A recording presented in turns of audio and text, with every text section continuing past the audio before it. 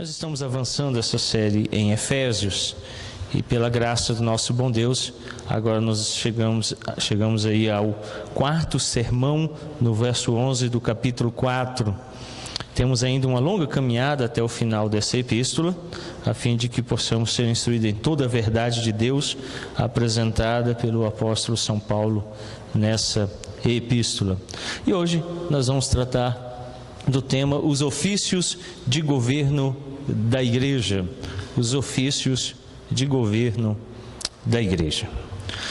Poucos assuntos contribuem tanto para a divisão de igrejas quanto os chamados dons espirituais. Isso desde o segundo século da era cristã, pelo menos a partir de Montano, talvez a partir de Corinto.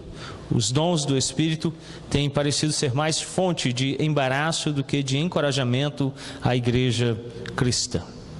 Nós, em oportunidade outra, meditando nesse próprio trecho do capítulo 4, já vimos uma distinção clara entre o que o apóstolo apresenta aqui serem os ofícios e os dons espirituais.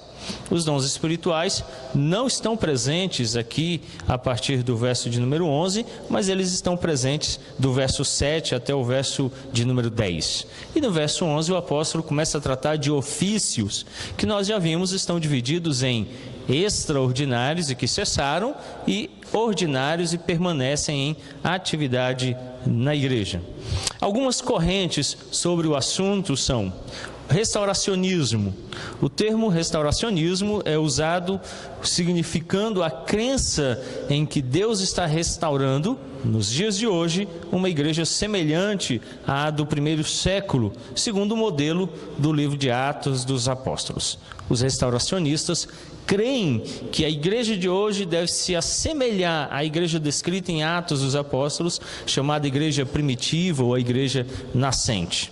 Uma outra corrente comum em nossos dias está representada no termo continuacionismo, e significa aí a crença de que todos os dons espirituais do Novo Testamento continuam à disposição para uso da igreja atual. Os continuistas, então, defendem que todos os dons que aparecem lá no Novo Testamento estão à disposição da igreja hoje e devem ser usados pela igreja. Um terceiro é o termo cessacionismo, que indica a crença de que os dons espirituais citados no Novo Testamento estão ligados não apenas ao serviço dos crentes em geral, mas também ao exercício dos ofícios de apóstolo, profeta, evangelista, pastores e mestres, como citados em Efésios 4:11. Então há uma conexão dentro do chamado cessacionismo, da ideia de que os dons estão também ligados ao ofício, e como alguns ofícios que eram extraordinários e temporários, os dons ali também então cessaram, não estando mais em atividade.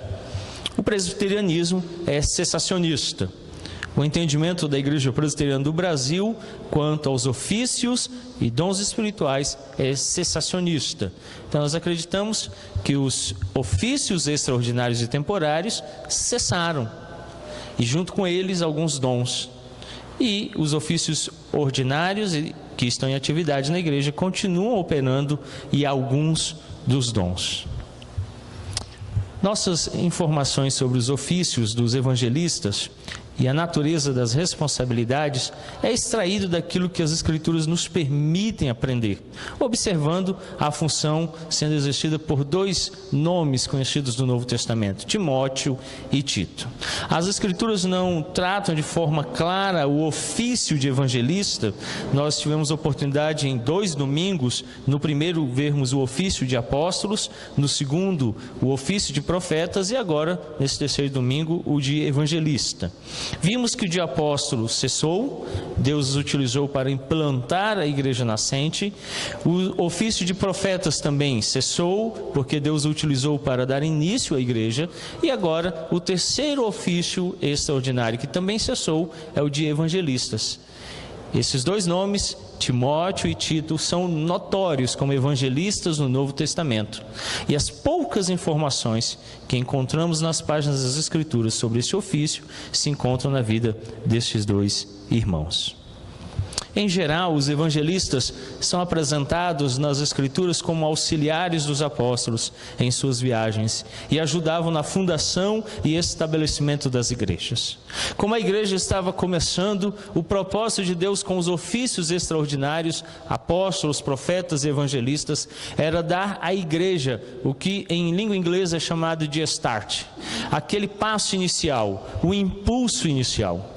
E então validar a operação da igreja na pessoa desses 3 ofícios, que implantavam, fundavam e também traziam a palavra de Deus à igreja nascente.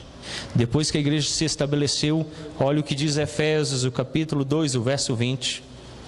Efésios, capítulo 2, o verso 20. E o apóstolo São Paulo declara: edificados sobre o fundamento dos apóstolos e profetas, sendo ele mesmo, Cristo Jesus, a pedra angular. O apóstolo declara que aquela igreja, a igreja de Éfeso, a quem ele estava escrevendo, e as demais igrejas, tendo em vista que essa carta é uma carta circular, e ela passou por outras igrejas, a instrução de Paulo é de que a igreja, aqueles irmãos naquela época, estavam sendo edificados sobre um fundamento, o dos apóstolos e profetas. Portanto, esses dons tinham essa tarefa inicial de implantar a igreja e levar ao conhecimento da igreja e da comunidade daquela época a vontade revelada de Deus. Os evangelistas eram pessoas capacitadas por Cristo para publicar o evangelho, plantar igrejas, discipular os convertidos, assistir aos apóstolos e cumprir missões especiais. Uma das principais funções, lendo o Novo Testamento, que podemos perceber no ofício dos evangelistas, era de assistir, dar assistência e o amparo necessário aos apóstolos na tarefa de fundar a igreja que nascia. Também outra tarefa muito própria deles era cumprir missões especiais. Se você depois tiver um interesse, você pode me procurar e eu posso lhe passar um número de textos onde eles são encarregados de levar dinheiro às igrejas, de buscar ofertas especiais, levar cartas às igrejas, notificações dos apóstolos. Os evangelistas cumpriam missões especiais. Homens que eram designados pelo próprio Cristo para auxiliar os apóstolos naquela tarefa de informar, notificar e resolver problemas na igreja nascente. Esses homens então tinham um ofício especial e um dom especial de ajudar a igreja que estava nascendo. O ofício de evangelista é extraordinário e temporário. Luiz Berkoff, na sua teologia sistemática, sugere que seu trabalho era pregar e batizar, mas incluía também a ordenação de presbíteros e o exercício da disciplina. Então, temporariamente, os evangelistas ordenavam os presbíteros que estavam sendo indicados em cada uma das igrejas que nasciam, também faziam o exercício da disciplina, corrigindo os erros doutrinários e de moral naqueles irmãos que estavam se achegando à nova fé. Ao que parece, sua obra era mais geral e algo superior à dos ministros regulares. Então Berkoff identifica que a obra deles era bem geral e que diferia muito das dos pastores e presbíteros na igreja que estava nascendo.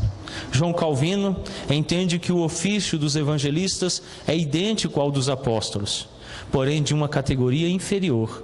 Nessa classe incluía-se Timóteo e aqueles como ele. Pois enquanto Paulo os associa consigo em suas saudações, ele não o inclui no rol dos companheiros de apostolado, senão que reivindica esse título como peculiarmente seu. Portanto, o Senhor os usou como subsidiários aos apóstolos, a quem se aproximavam em categoria. Calvino declara isso no comentário às cartas pastorais.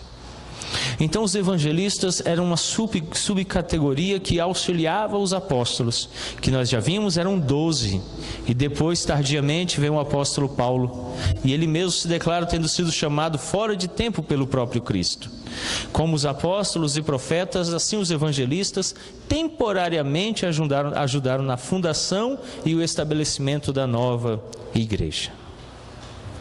Com este ofício ocorre algo semelhante ao ofício de profeta. ele se encerra no fim do Novo Testamento. A Igreja Presbiteriana não reconhece a contemporaneidade do ofício de evangelista, apesar de reconhecer a existência do chamado para missões e o ministério evangelístico, exercido no bojo do ministério pastoral. Então nós cremos que haja entre nós quem Deus chame para o exercício missionário ou evangelístico, mas não o exercício do ofício de evangelista.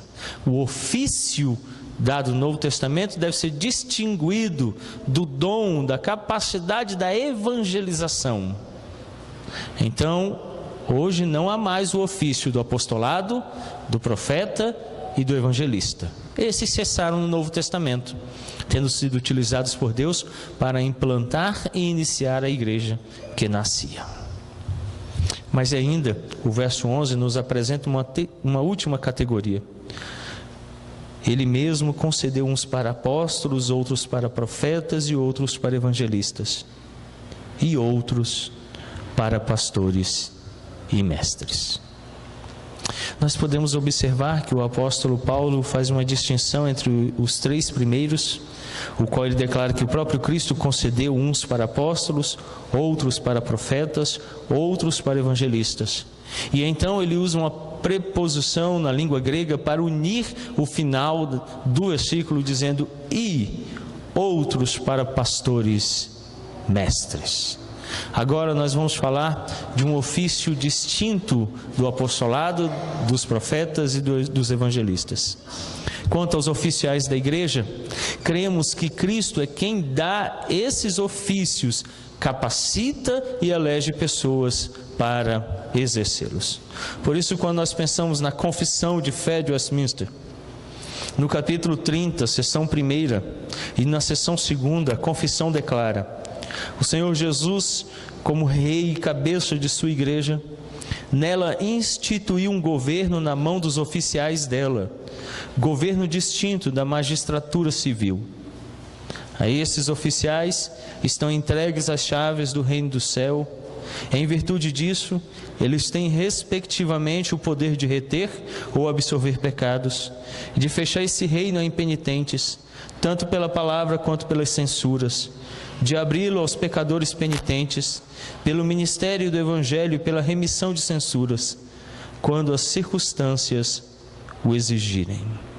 Por isso, cremos que é o próprio Cristo que chama, elege e designa os oficiais da igreja. Os ofícios da igreja de Cristo não são poder governante, mas servil. Os oficiais são chamados para servir, não para exercer, como diz o apóstolo Pedro, por sorte da ganância sobre aqueles que estão sob o cuidado, um governo que os humilha, mas antes deve ser um governo de servo. Eles existem por causa da igreja. 1 Coríntios 3, 22 e Efésios 4, 12. Leiamos o verso 12. Com vistas ao aperfeiçoamento dos santos, para o desempenho do seu serviço, para a edificação do corpo de Cristo. Os oficiais existem por causa da igreja. Não se esqueça disso, meu irmão e minha irmã. Pastores vão e pastores vêm. Não há pastores melhores nem pastores piores.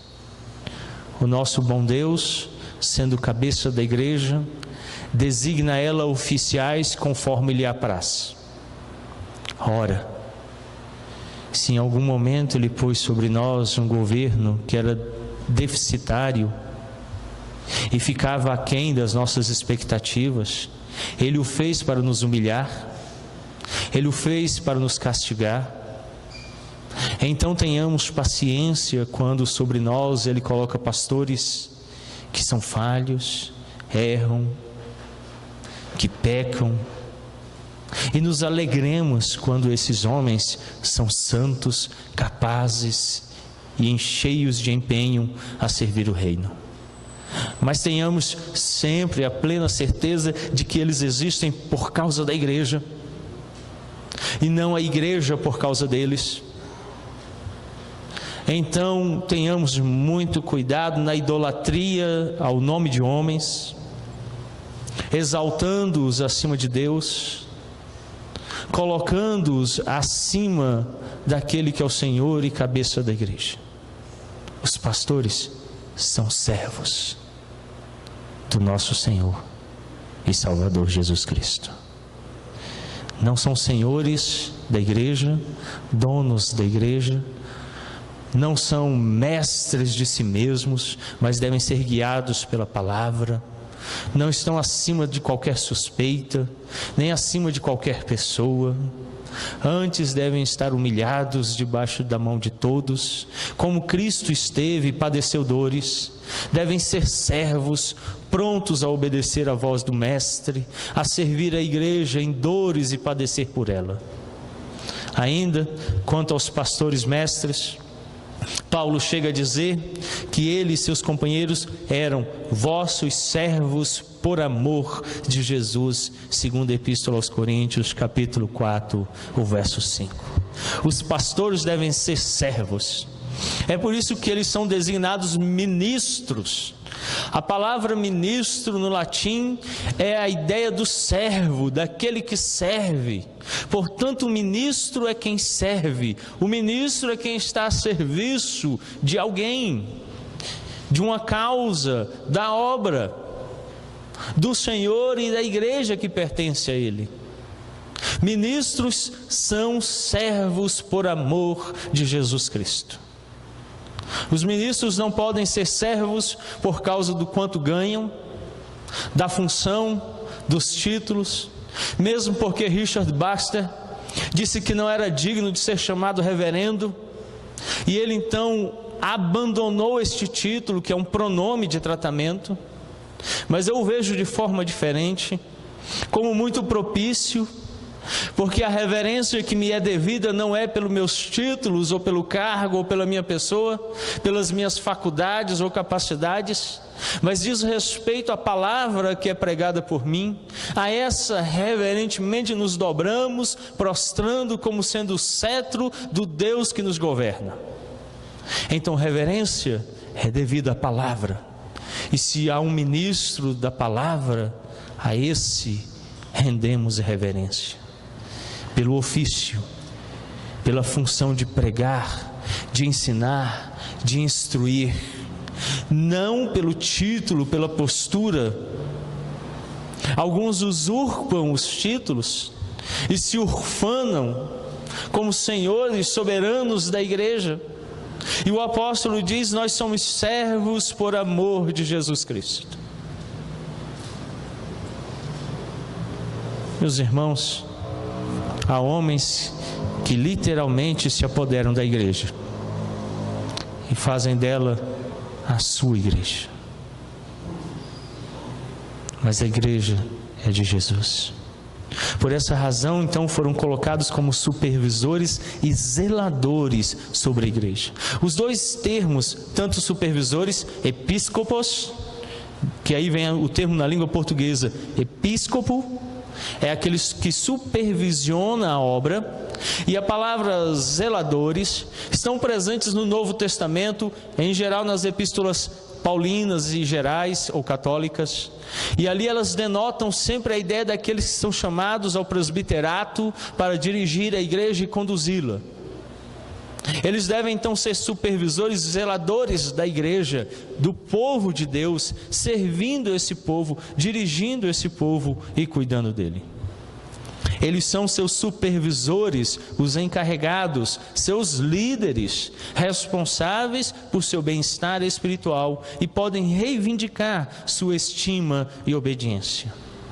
E isso porque se tornaram supervisores e encarregados e lideram a fim de prover a eles bem-estar espiritual. Assim então podem reivindicar estima e obediência. O pastor, antes de tudo, deve amar a igreja, liderando-a para o bem espiritual. Armstrong, no seu livro O Ministério Pastoral, publicado pela editora Cultura Cristã, na página 109, relata uma notícia dada pela US Report, Em 1990, uma pesquisa feita em todos os Estados Unidos revelou que a segunda profissão mais solitária é o pastorado, perdendo somente para o vigia noturno. Também, Tom Askell, no seu livro Amado Timóteo, declara na página 230 que o pastorado é uma profissão solitária, que exige por si mesmo momentos de quietude à presença de Deus. O pastor deve ser alguém que leva o seu povo à presença de Deus e supervisiona o caminhar do povo, supervisiona a vida espiritual do povo. Ele deve passar horas solitárias, gemendo por cada alma que lhe foi confiada. É por isso que John Welsh, o genro de John Knox, na Inglaterra puritana, certa madrugada, no frio que estava abaixo de 0 grau, foi surpreendido pela esposa, madrugada, orando na sala de estar, caído no chão em lágrimas. Ela então se aproximou e disse: homem, que loucura é esta? Por que não te deitas e te aqueces e descansas? Ao que ele respondeu: és louca, mulher. Posso por acaso dormir, sabendo que há mais de 2.000 almas sobre o meu cuidado? Também Martinho Lutero, o pai da Reforma Protestante, sofria de crises terríveis. Nesses períodos de escuridão da alma, a esposa e a família retiravam os objetos cortantes da casa para lhe preservar a vida, e muitas vezes se lançava na escuridão do quarto por longas noites, ao que um dia ela entrou no quarto vestida de luto, e Lutero então lhe disse: por que está de luto, mulher? Ao que ela olhou para ele e disse: eu acredito que Deus tenha morrido. O ministério pastoral sempre foi alvo de grandes lutas na alma de homens que sofreram pelo povo de Deus. Por isso, os pastores mestres devem, antes de tudo, buscar o bem-estar espiritual do povo. Já vimos lá em Números, o capítulo 11, Moisés, quando liderava o povo de Deus, dizendo: esta obra é demais, por demais pesada para mim. O pastor deve levar sobre os seus ombros a carga daqueles que lhe foram confiados. O caminho pelo qual Cristo chama os seus servos no ofício passa por 3 estágios.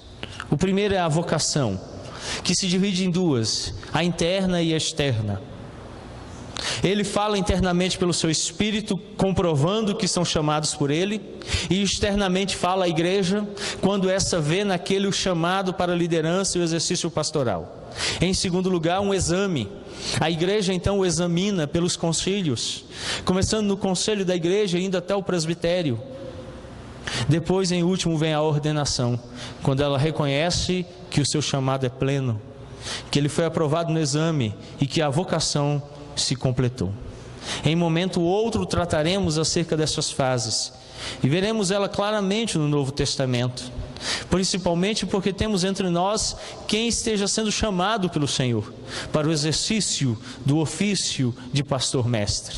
Devemos então, como igreja, entender como funciona esse ofício pelo qual Deus governa a sua igreja e a abençoa. Pastores mestres, então, são pessoas incumbidas por Deus para orar com o rebanho e por este, alimentá-lo na doutrina cristã, supervisionar o seu crescimento em conhecimento, santidade e graça, capacitar os santos para o desempenho dos serviços, instruir os novos convertidos, atender aos aflitos, fracos, enfermos e desviados, pregar a palavra, ministrar os sacramentos e, com os presbíteros, formular os regulamentos e exercer o poder coletivo de governo. Quem nos diz isso é Luiz Berkoff, João Calvino e a Constituição da Igreja Presbiteriana do Brasil, e também o artigo 36 da Confissão de Fé, bem como Charles Hodge. Veja como é ampla a tarefa que é incumbida aos pastores mestres. Primeiro devem orar com o rebanho e por este. Aqui está a tarefa mais árdua do pastorado, a mais difícil, a oração. Hoje de manhã tivemos a oportunidade de ver no livro de Neemias um pouco acerca da oração. Temos visto isso também às quartas-feiras. E a cada dia eu descubro o quanto a oração é difícil, o quanto ela é penosa a nós, homens, pecadores. Mas ela é um exercício que dá vigor à alma, que nos sustenta e nos dirige. O pastor também deve alimentar o rebanho com a doutrina cristã. Ele deve ser um conhecedor profundo das verdades do Evangelho, das Escrituras, dirigir cada crente em seus questionamentos e dúvidas, nutri-los na palavra, edificá-los na verdade e prepará-los para responder ao mundo, à sua carne pecadora e ao seu inimigo Satanás. Também ele deve supervisionar seu crescimento em conhecimento. Um pastor deve ser capaz de verificar o quanto os crentes estão crescendo, mensurando e verificando se há crescimento em cada um dos cristãos. Também o pastor deve ser alguém que percebe a santidade e a graça crescendo nos seus crentes. O abandono do pecado, a odiosidade do mesmo, uma vida de mudança e arrependimento, bem como uma vida que experimenta a graça de Deus, da alegria, do pleno conhecimento da obra redentora de Cristo, de ações de graças que atingem a cada pessoa. Ele deve capacitar os santos para o desempenho dos serviços. Ele também deve preparar cada crente para cumprir as suas funções e dons espirituais na igreja, capacitando-os a servir ao Senhor. Também o pastor deve instruir os novos convertidos, chamando-os, instruindo-os e dirigindo-os na fé nascente. Deve atender aos aflitos, aqueles que passam por lutas, que perderam um ente querido, perderam um emprego, às vezes os seus lares passam por lutas. Os fracos, enfermos e desviados devem ser dirigidos por ele.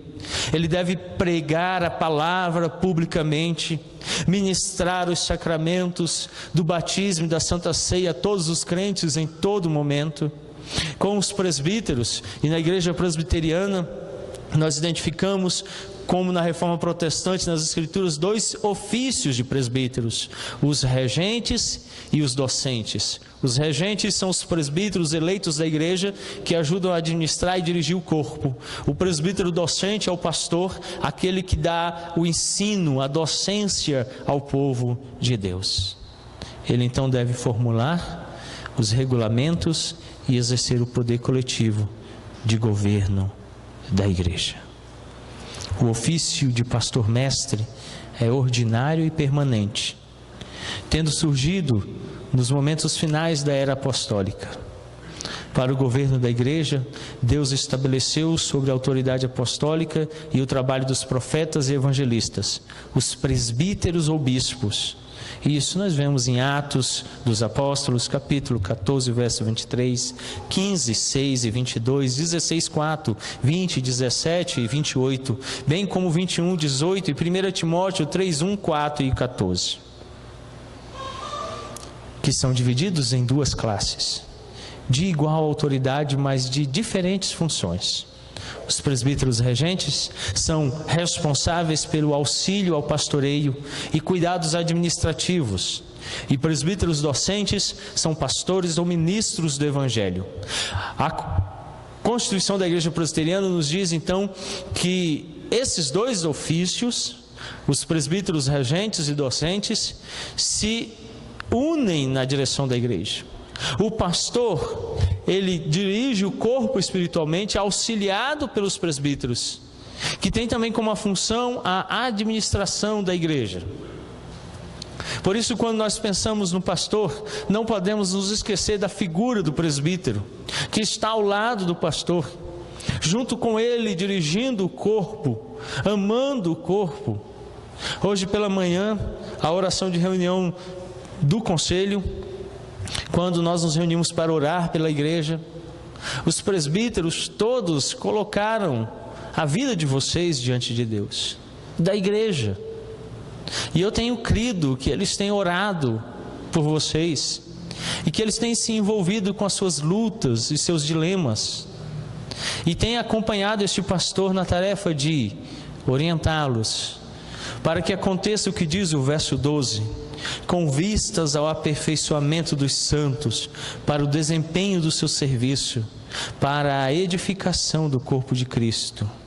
Então, o apóstolo declara que o pastor com os presbíteros devem edificar a igreja, conduzi-la ao crescimento, para que ela se torne, em Cristo Jesus, um corpo perfeito. Há uma citação de Louis Berkhoff em sua teologia sistemática que eu gostaria de ler para vocês.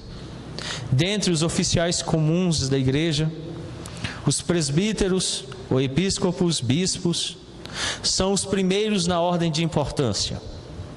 Originalmente, os presbíteros não eram mestres.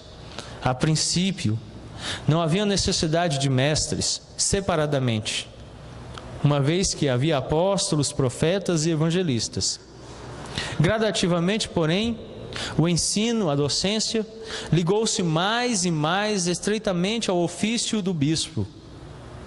Mas mesmo entre os mestres, não constituíram uma classe separada de oficiais.